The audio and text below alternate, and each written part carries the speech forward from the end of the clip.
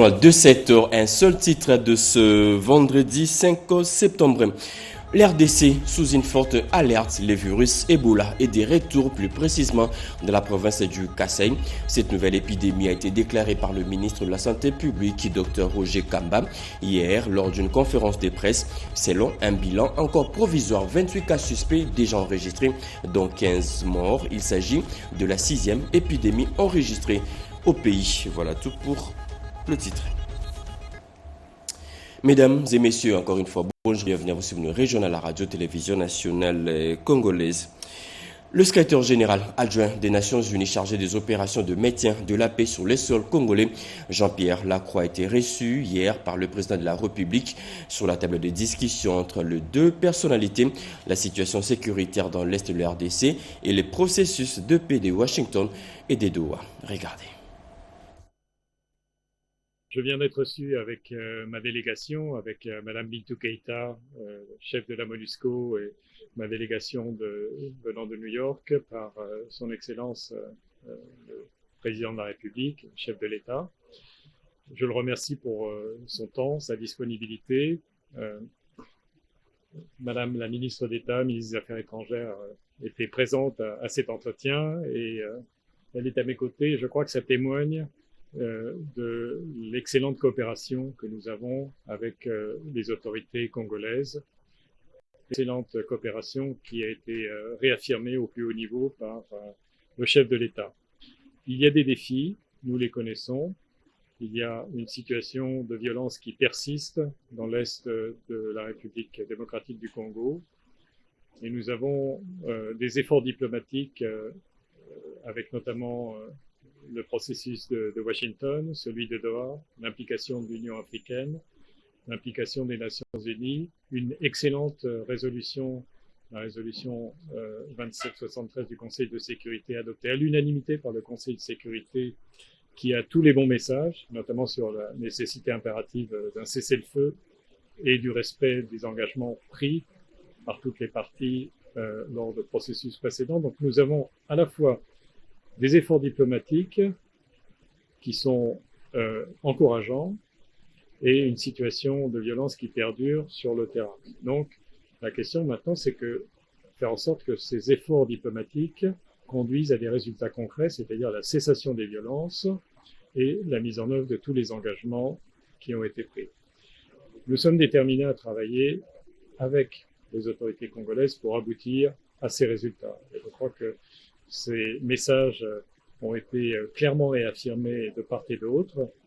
Je remercie le chef de l'État d'avoir exprimé son appréciation positive de notre coopération, du travail de la MONUSCO malgré les défis, et je crois un engagement de sa part et de la part de son gouvernement à continuer ce travail et nous aider aussi à relever des défis spécifiques que nous connaissons dans les différentes zones où nous opérons, et notamment dans la zone aujourd'hui occupée par le M23, avec la présence également des forces armées rwandaises.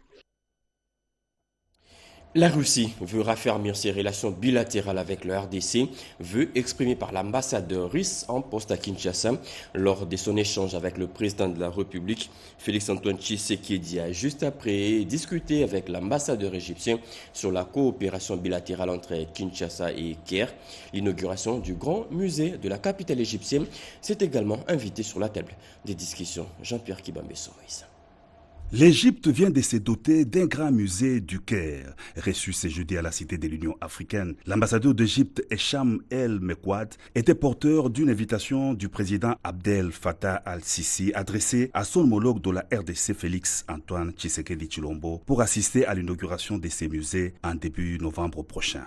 Cette visite vient dans le contexte Je viens pour présenter l'invitation à son Excellence le chef de l'État pour sa présence à l'inauguration du Grand Musée du Caire qui doit prendre part le 1er novembre.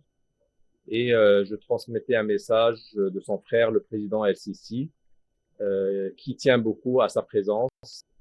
Et j'ai eu la confirmation de son Excellence, Monsieur le Président, d'être présent à cet événement très important pour l'Égypte. Les relations sont très positives. Il y a une relation de fraternité qui lie nos deux chefs d'État. Et c'était aussi une occasion pour discuter de quelques sujets, de quelques volets qui sont liés aux relations bilatérales entre nos deux pays. L'excellence des relations bilatérales, d'amitié et de coopération entre la Russie et la République démocratique du Congo était aussi au menu de l'entretien que le président de la République Félix Antoine Tshisekedi Tshilombo a eu avec l'ambassadeur de Russie à RDC, Karl Tikaz. Nous avons les relations dans tous les domaines, et dans le domaine de l'économie, dans le domaine culturel, dans le domaine de l'éducation. Vous savez qu'il y a des étudiants congolais qui font leurs études en Russie. Et vous savez que nous avons beaucoup de projets pour améliorer et pour chercher toujours tout ce qu'on peut faire en cours pour le développement de nos relations. Les échanges ont porté sur les aspects liés au raffermissement de différents domaines de coopération entre la Russie et la RDC, a renchéri les diplomates russes. L'agenda du chef de l'État était surchargé hier jeudi, toujours à la Cité de l'Union africaine. Le président de la République a eu des échanges avec le président de la FEC, Fédération des entreprises du Congo, et le directeur général de l'ARSP. Les discussions ont tourné autour de la loi sur la sous-traitance dans le secteur privé et les contrôles paritaires mixtes FEC-ARSP annoncés dans le tout prochain jour dans plusieurs entreprises de la RDC. Encore une fois de plus, Pierre Kibambe-Soumoïsa. Un contrôle sera effectué par la commission paritaire mixte de la Fédération des entreprises du Congo et l'autorité des régulations de la sous-traitance dans les secteurs privés. Il s'agit pour la première fois d'un contrôle de conformité de la loi sur la sous-traitance dont le président national de la FEC, Robert Malumba Kalombo, et le directeur général de l'ARSP, Miguel Kachatembe, sont venus présenter un projet ce jeudi 4 septembre à la Cité de l'Union africaine au président de la République Félix Antoine Tshisekedi Tshilombo qui a pris acte de ces contrôles qui sera mené imminemment. Divers autres sujets, notamment le climat des affaires en RDC, ont été aussi évoqués, a indiqué le président national de la FEC. Nous avons parlé avec lui sur plusieurs points, notamment les premiers points étaient sur l'application de la loi et sur la sous-traitance.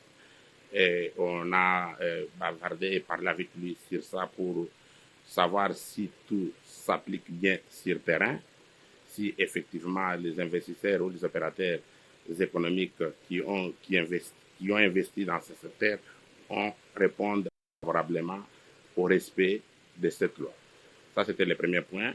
Nous avons parlé aussi avec lui parce qu'il y a une deuxième loi qu'on appelle la loi sur les contenus locaux qui est sous chantier. Et le président de la République voulait savoir là où nous en sommes parce que la promulgation de cette loi-là ne va pas tarder. Et enfin, nous avons parlé aussi avec le président de la République concernant les difficultés que les opérateurs économiques sont en train de connaître à ce moment. C'est ainsi qu'on était là pour parler avec le président de la République sur le climat des affaires. Et le climat des affaires, c'est le respect de la loi, comme on parlait sur la loi sur la sous-traitance. C'est aussi parler de la loi du contenu local qui est sur chantier et le respect aussi des contrats signés pour payer des opérateurs économiques ce qui leur dit. Le directeur général Miguel Kachal s'est réjoui de l'avènement de la loi sur la sous-traitance dans le règne du président Félix Antoine Tshisekedi Tshilombo et de l'accompagnement du gouvernement de la première ministre Judith Suminwa. Nous avons échangé à ce qui concerne la loi sur la sous-traitance, évidemment aussi la loi sur les contenus locaux qui est en chantier, qui a été approuvé lors du conseil des ministres du 6 juin. Et je pense que nous avons reçu des réponses très favorables auprès du président de la République. Et nous profitons de cette occasion pour féliciter le gouvernement de la République, dirigé par la première ministre, son Excellence Judith Suminwa, qui a contribué, le gouvernement a beaucoup contribué à ce que cette loi puisse arriver même au niveau d'être approuvée au Conseil des ministres. Donc un grand travail a été fait avec le gouvernement et toutes les structures afin de pouvoir aboutir à ce projet de cette loi qui est une loi salutaire pour notre pays. Et comme vous le savez, c'est la première fois depuis l'indépendance de notre pays sous l'ère Tshisekedi que cette loi va exister pour l'intérêt supérieur de la nation. Les contrôles de la commission paritaire mixte FEC-ARSP va bientôt s'opérer sur l'ensemble du territoire national dans les normes et le respect du climat des affaires, a dit en substance le directeur général de l'autorité des régulations de la sous-traitance dans les secteurs privés. L'RDC attire un investisseur colossal avec une enveloppe costaud dans sa poche, 21 milliards de dollars américains. C'est le montant sorti du portefeuille du Qatar pour un partenariat avec la RDC. L'agriculture, la santé, les infrastructures et la cybersécurité, ce sont des secteurs visés dans ces partenariats présentés hier à la première ministre Judith Suminwa. D'autres précisions avec Chemedoud. Dans un monde en quête de relais, de croissance et de stabilité, la République démocratique du Congo s'impose de plus en plus comme une terre d'opportunités stratégiques. Un tournant décisif a été amorcé à Kinshasa où la première ministre Judith Suminwa Tuluka a reçu une délégation officielle du Qatar.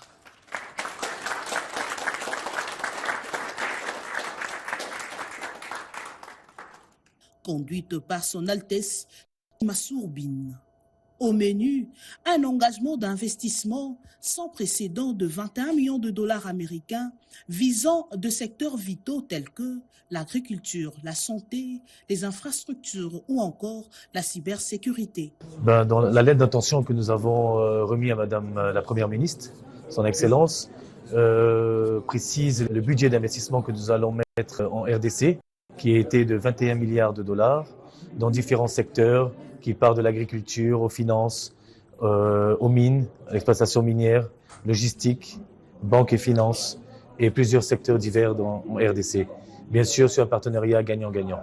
Parce que la RDC aujourd'hui contient beaucoup d'opportunités et nous voudrons exploiter ces opportunités, bien sûr, pour le bien du Qatar et aussi pour le peuple du Congo. Ces partenariats qui mêlent ambition économique et coopération géopolitique s'inscrivent dans la volonté affirmée du gouvernement congolais d'ouvrir le pays à des acteurs économiques du premier plan, dans une dynamique de développement durable et de bénéfices partagés.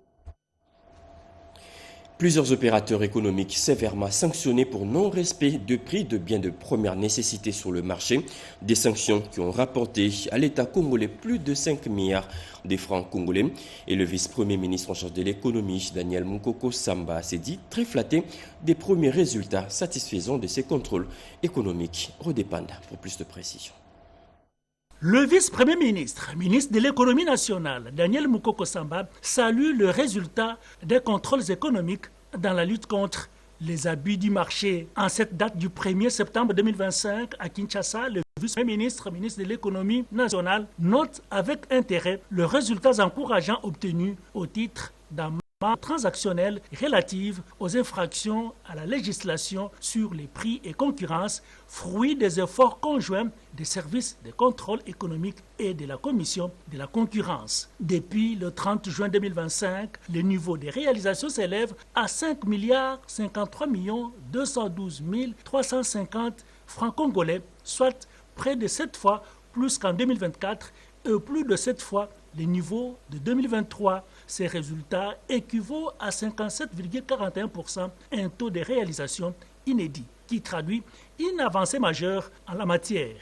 Cette performance inédite est le fruit d'une meilleure coordination des opérations de contrôle, appuyée par une méthodologie qui privilégie la compétence, tout en s'inscrivant dans une lutte résolue contre les antivaleurs, notamment la corruption, qui fragilise l'efficacité de l'action publique. Le vice-premier ministre, ministre de l'économie nationale, Daniel Mukoko Samba, salue à cet égard l'engagement constant des inspecteurs du ministère ainsi que des agents de la commission de la concurrence dont le professionnalisme et la rigueur ont rendu possible. Daniel Mukoko Samba les encourage à poursuivre sur cette lancée afin de garantir le respect de la législation économique et de protéger durablement le pouvoir d'achat des ménages congolais. Des nouvelles mesures pour stabiliser les institutions provinciales et exécutifs provinciaux viennent d'être élaborées. La mise en place d'un cadre permanent des concertations internes figure parmi l'une de ces mesures phares. Des mesures formulées au terme d'un atelier de 2 jours organisé à Kinshasa. Un atelier qui a réuni tous les gouverneurs et présidents des assemblées provinciales. C'est un reportage de Bobo Anan Mokondi. Le diagnostic a été posé sur le cause majeure de l'instabilité des institutions provinciales. Il faut maintenant donner les remèdes pour guérir ces causes à la base des différentes crises qui fragilisent le développement de provinces. Le président des assemblées provinciales, le gouverneur et vice-gouverneur, ainsi que les membres du bureau provincial s'engagent désormais à travailler dans l'harmonie pour le bien-être de la population. Souhait du président de la République, Félix-Antoine Tshisekedi Tshilombo. Très chers participants, je ne peux finir ce mot sans vous remercier aussi et vous féliciter pour votre participation active aux travaux de cet atelier.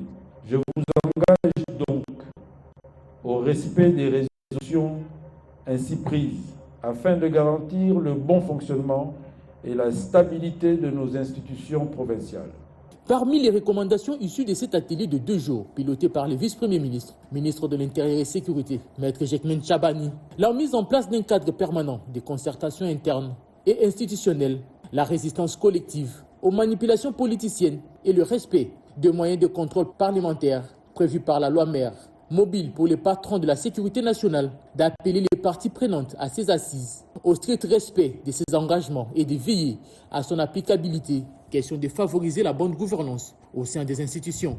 Cet acte solennel marque un engagement historique en faveur de la stabilité des institutions provinciales, gage d'une paix durable, de cohésion sociale et de développement des provinces.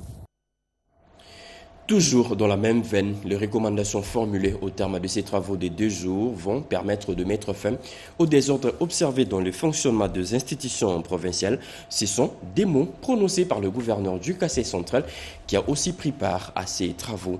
On écoute Joseph Moïse Kamboulou. Personnellement, en tant que gouverneur de la province du Kassai central, à remercier très sincèrement le président de la République, chef de l'État, son Excellence Félix-Antoine Tshisekedi Tshilombo, qui a voulu que ces assises se tiennent pour mettre fin définitivement aux irrégularités qui sont souvent constatées dans nos différentes provinces. Mais aussi remercier très sincèrement le vice-premier ministre, ministre de l'Intérieur, Sécurité, Décentralisation et Affaires coutumières pour avoir pris l'initiative d'exécuter les instructions du chef de l'État relatives à la convocation de ces assises. S'agissant de recommandations, je dois avouer que toutes les recommandations et résolutions sont bonnes et pertinentes pour le bon fonctionnement de nos institutions provinciales. Ça m'amène à considérer que maintenant, tous les acteurs majeurs étant sur place et ayant pris l'engagement solennel de se comporter dignement et conséquemment pour assurer la stabilisation, mieux la stabilité de nos institutions provinciales, eh bien, cela me va tout droit au cœur et je crois que ça sera un nouveau départ pour le fonctionnement de nos provinces. Le retrait immédiat des hommes en uniforme armés dans le secteur minier, c'est l'une des mesures contenues dans une nouvelle feuille de route adoptée hier au terme d'un atelier sur l'exploitation minière artisanale et illégale, atelier présidé par le conseil spécial du chef de l'État en matière de sécurité et Béran Kolongele. Au terme, Béran Kolongele, plus de précision avec Chimedot. Le conseiller spécial du chef de l'État en matière de sécurité, le professeur docteur Désiré Kolongele Bérande, a présidé ce mercredi une séance de travail axée sur l'assainissement du secteur minier dans la province du Lualaba au Katanga. Cette rencontre a réuni les opérateurs, chefs d'entreprise et structures œuvrant dans les domaines de mines. Dans son intervention, le conseiller spécial a indiqué que cette initiative découle d'une mission effectuée du 12 au 23 août 2025, laquelle a permis de dresser un état de lieu résumé en quatre volets principaux. Le volet de chevauchement de responsabilité, le volet sécuritaire, le volet social et le volet institutionnel. Ce secteur minier, qui faut-il le rappeler, est quand même le secteur porteur aujourd'hui en ce qui concerne les financements du budget de l'État, mais aussi en termes de contribution en matière d'emploi et d'autres services connexes. Face à ces constats, des orientations claires et consensuelles ont été arrêtées. La nécessité de restaurer l'autorité de l'État sur tous les sites miniers en appliquant la doctrine confirmée, d'organiser et de viabiliser les zones d'exploitation artisanale afin d'offrir aux creuseurs artisanaux des alternatives légales et durables. La République démocratique du Congo est comparable à un corps vivant, dont chaque province est un organe vital. Aucune partie ne peut être négligée sans affaiblir l'ensemble. C'est dans l'unité, la discipline et la loyauté à l'égard de l'État que nous bâtirons un secteur minier assaini, équitable et durable, au service du développement national et du bien-être de notre peuple. Premier poignet de main entre le nouveau ministre de l'Industrie, Aimé Boji Sangara, et le nouveau directeur général du Fonds de promotion de l'industrie, FPI. C'était une réunion de prise de contact sur les missions de cet établissement public. Plus de précision, Alain Bikaï. Au cœur de ces échanges, l'avion du président de la République, Félix Antoine Tshisekedi, qui fait de l'industrialisation la clé de la deuxième indépendance de la RDC après celle de 1960. Dans cette optique, les FPI se doivent de soutenir la création et le financement d'unités de transformation capables de stimuler l'économie nationale. Déterminant à imprimer un nouveau rythme, le DG Hervé Claude Ntumba veut transformer les FPI à une institution moderne, performante et ouverte sur l'international. La mobilisation des financements extérieurs pour appuyer des grands investissements du pays figure parmi ses priorités. Le nouveau ministre de l'Industrie, Aimé Boji Sangara, de son côté, a assuré son soutien, promis d'être le relais des préoccupations du FPI auprès du gouvernement, marquant ainsi une convergence de vues et annonce d'une collaboration étroite. Dans la foulée, les patrons du FPI s'est également entretenu avec la directrice générale de la RTNC, Sylvie Nyembo. Nous avons échangé sur les possibilités de collaboration entre nos deux institutions, étant donné que nous portons déjà l'image officielle et la communication officielle du Fonds de promotion de l'industrie. C'était une possibilité pour nous de consolider ce partenariat et de le renforcer pour permettre à ce que les activités du FPI soient mieux vulgarisées à travers la République et surtout dans nos différentes chaînes. Les deux responsables ont convenu de renforcer leur coopération autour des projets innovants et rentables au bénéfice des établissements. L'heure du bilan a sonné pour le projet de stabilisation de relèvement de l'Est Star Est. Une année seulement depuis son lancement, le projet a permis la réhabilitation des plus de 160 km de routes dans le nord Kivu et aussi dans la province de l'Ituri. Une trentaine d'écoles et 5 centres de santé sont en cours d'achèvement. Des chiffres communiqués par la coordonnatrice du projet hier à Kinshasa au cours d'une conférence de presse à laquelle ont assisté Jacques Kabouaba et Serge Merlemata. C'est dans le cadre du devoir de redevabilité que la coordinatrice du projet de stabilisation et de relèvement de l'Est de la RDC, initié par le gouvernement de la République et dénommé Star Est, a présenté les réalisations accomplies et les perspectives de ces projets. C'était au cours d'un point de presse tenu à Kinshasa. À l'en croire, plusieurs réalisations ont été déjà accomplies dans les provinces d'Idor et Sud-Kivu ainsi qu'à l'Ituri. Les infrastructures dont il est question dans le cadre du projet StarEst, nous voyons les écoles, nous voyons les centres de santé, nous voyons l'accès à l'eau potable, ainsi de suite, mais si, et seulement si, cela vient des communautés. Vous connaissez la problématique des inondations, qui sont dues à majeure partie au bouchage de caniveaux, sur le bouchage des infrastructures d'assainissement, tel que le terme indique et le dit.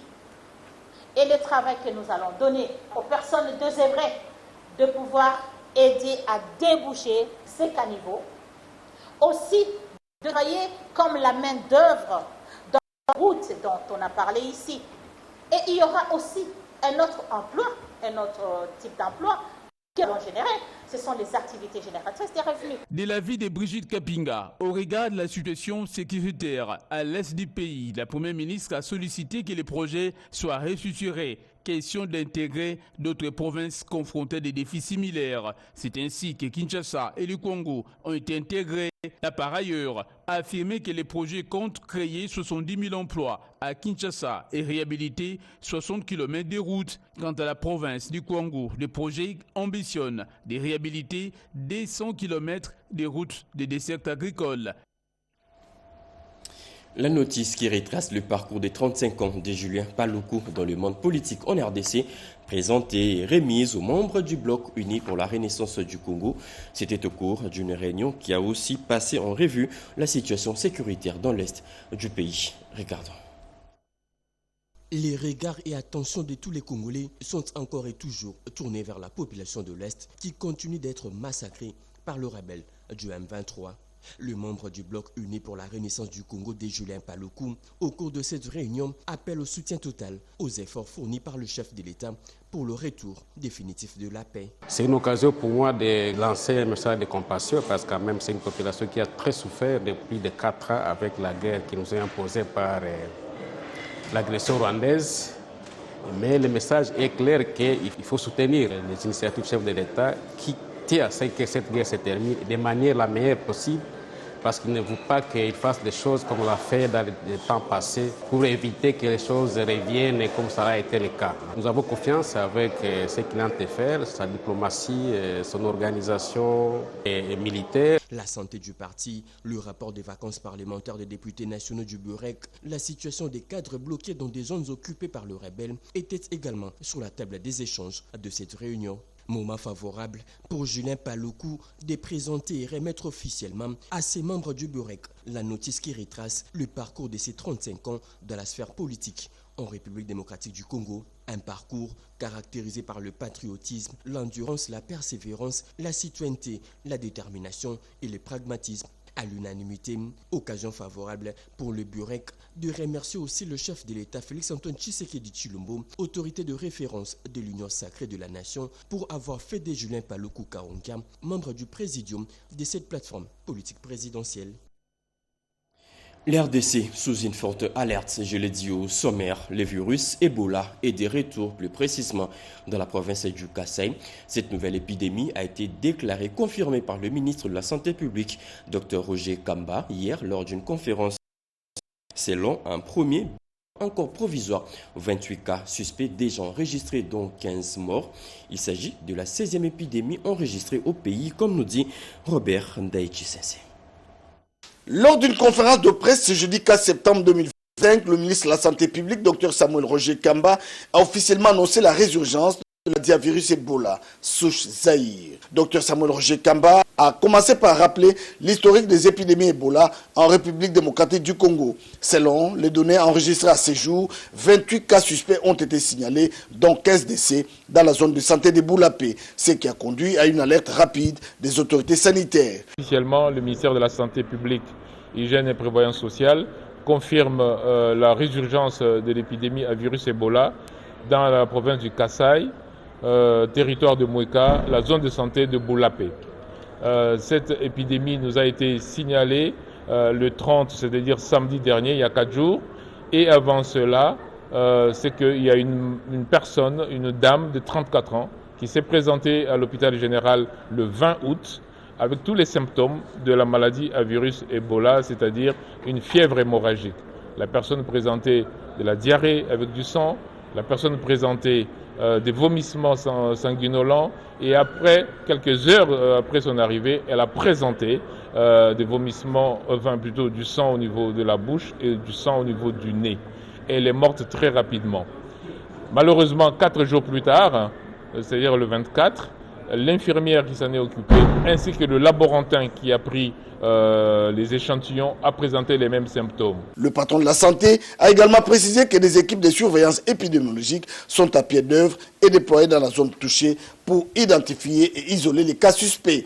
Il appelle à une sensibilisation de la population sur les mesures préventives. Ces points de presse rappellent la nécessité d'une mobilisation collective pour faire face à cette nouvelle menace.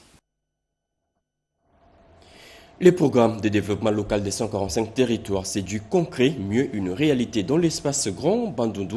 Plusieurs centres hospitaliers et des bureaux administratifs sont déjà construits. Les conseillers spéciaux du chef de l'État en charge du suivi du PEDEL étaient sur place pour inspecter les quelques ouvrages déjà sortis de terre. Et rediscuter tout pour plus de précision. Dans le Kwilu comme dans le Kwango, le paysage se transforme progressivement au rythme des chantiers du programme de développement local de 145 territoires. Loin des discours, ce sont des réalisations concrètes qui changent désormais le quotidien des populations. Parmi elles, des centres hospitaliers voient le jour. Ils viennent non seulement rapprocher les soins de santé des communautés rurales, mais aussi soutenir des initiatives majeures comme la gratuité de la maternité, un engagement fort du chef de l'État. À ces infrastructures sanitaires s'ajoutent de nouveaux bureaux administratifs. Ces espaces, longtemps réclamés, permettant une meilleure gestion des affaires locales, a dit l'administrateur du territoire de Boulungu au conseil spécial du chef de l'État chargé de suivi du PEDEL 145 territoires lors de sa visite d'inspection. Si par exemple les précédents avaient cette initiative qu'a pris Fatih, vraiment, les territoires seraient déjà bien avant. Je connais très bien qu'on a souffert longtemps par le manque de locaux. Et maintenant, nous avons un grand bâtiment, un bijou là impeccable et qui vraiment nous sert à bien travailler avec élégance et avec joie. Ces réalisations témoignent d'une volonté d'améliorer les conditions de vie à la base pour les populations bénéficiaires. C'est une nouvelle page qui s'ouvre entre espoir et attente des services publics efficaces. Un grand rendez-vous sportif à ne pas manquer cet après-midi. Les Léopards de l'RDC affrontent les Bright Stars du Soudan du Sud à partir de 13h à Djouba. Match comptant pour la 7e journée des éliminatoires de la Coupe du Monde 2026. Nous souhaitons déjà bonne chance à nos 11 nationales. Et voilà, c'est par cette nouvelle que nous bouclons complètement ce journal. Mesdames et messieurs, ce journal a été par Angèle Mabiala, réalisé par André Njeka, Mamita Bangoulou et Peshomo Bengaya Kasongo.